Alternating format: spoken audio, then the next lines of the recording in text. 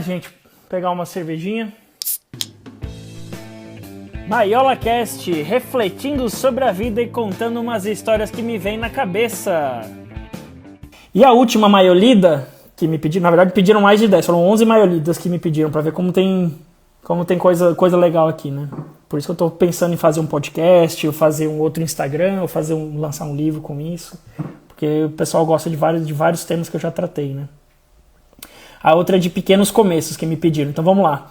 Valorize os pequenos começos, o primeiro passo, o primeiro dia sem fumar, a primeira dívida quitada, os primeiros R$100 economizados, o primeiro erro ao aprender algo novo. Os caminhos para os desafios e sonhos são longos, mas sempre começam com o primeiro passo. Não o menospreze.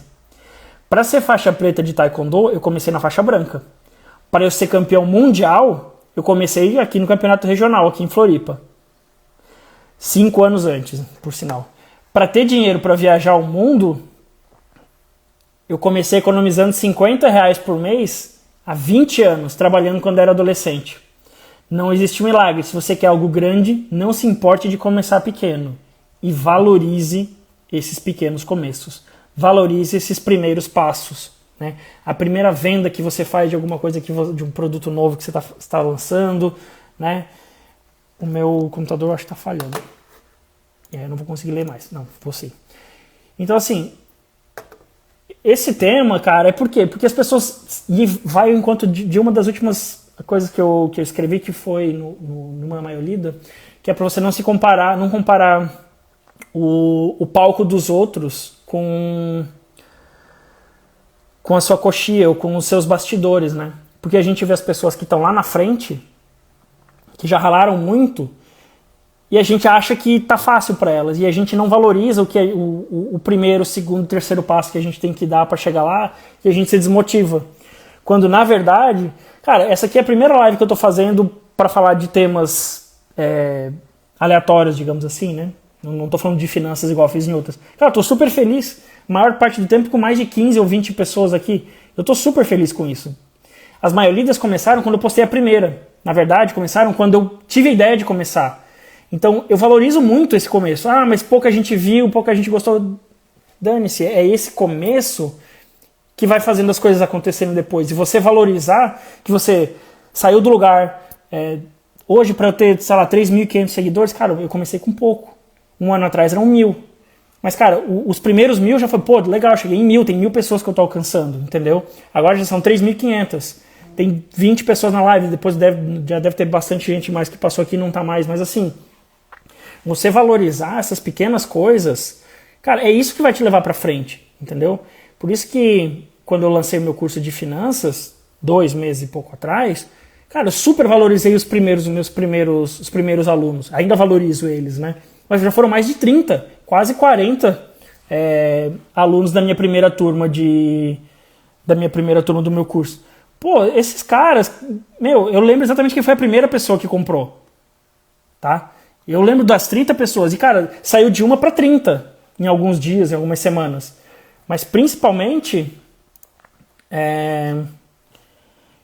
eu valorizo, porque, cara, tem que ficar feliz. Como é que eu vou vender 1.000 cursos se eu não vender o primeiro? Entendeu?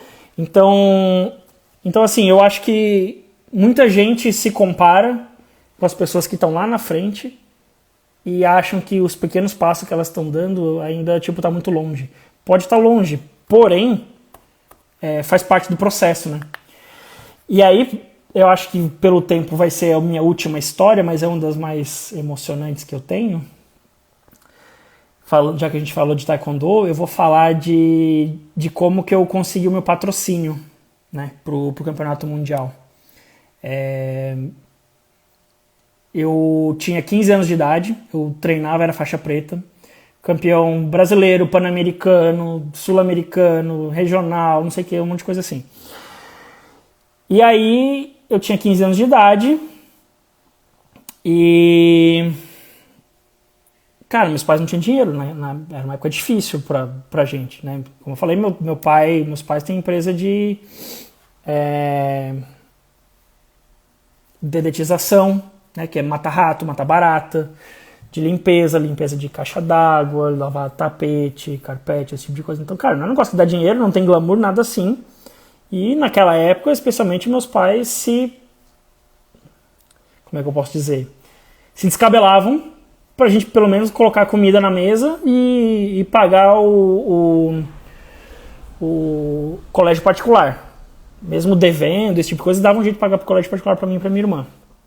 Pedia desconto, não sei, cara, não sei exatamente o que milagre que eles faziam, né? Mas, enfim, dava certo. E eu tinha uma super... Como é que eu posso dizer? Cara, imagina um adolescente se comparando, em termos financeiros, num colégio particular, sendo que cara, colégio particular tem de tudo, né? E você olhar e falar, cara, todo mundo tem dinheiro, as pessoas aos 15 anos ganhando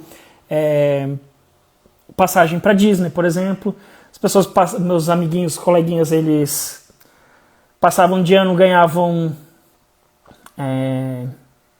videogame, e eu tive que comprar meu primeiro videogame com o dinheiro que eu ganhei de acumulado, que eu ganhei de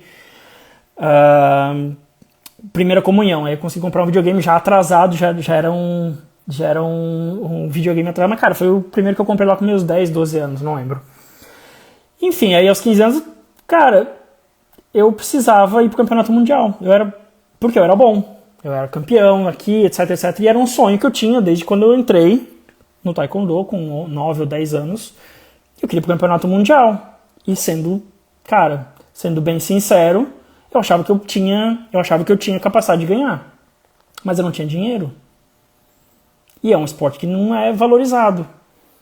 E eu tinha vergonha de não ter dinheiro, porque eu estudava no colégio particular.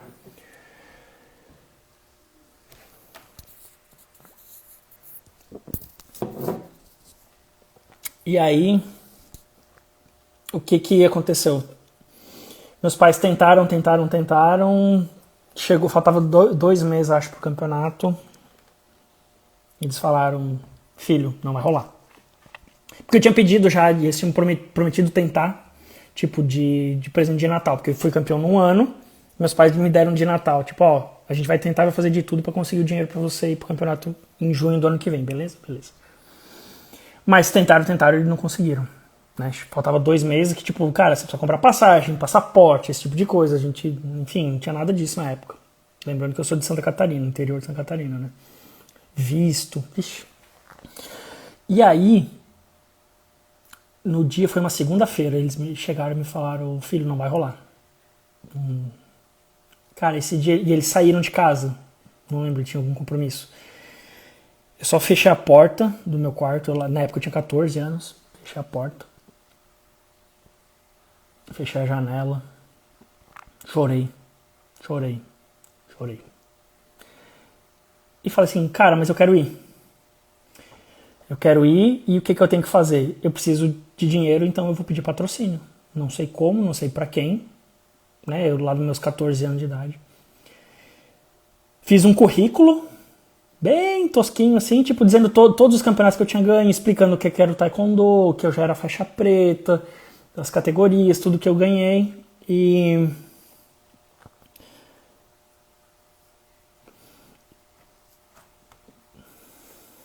aí, enfim, eu vou resumir. Levei para um monte de lugares de empresas, meus pais me ajudaram a ir levar em um monte de empresa pra gente tentar o patrocínio, e ao mesmo tempo que a gente estava dando patrocínio, a gente fez uma rifa para vender um telefone sem fio na época.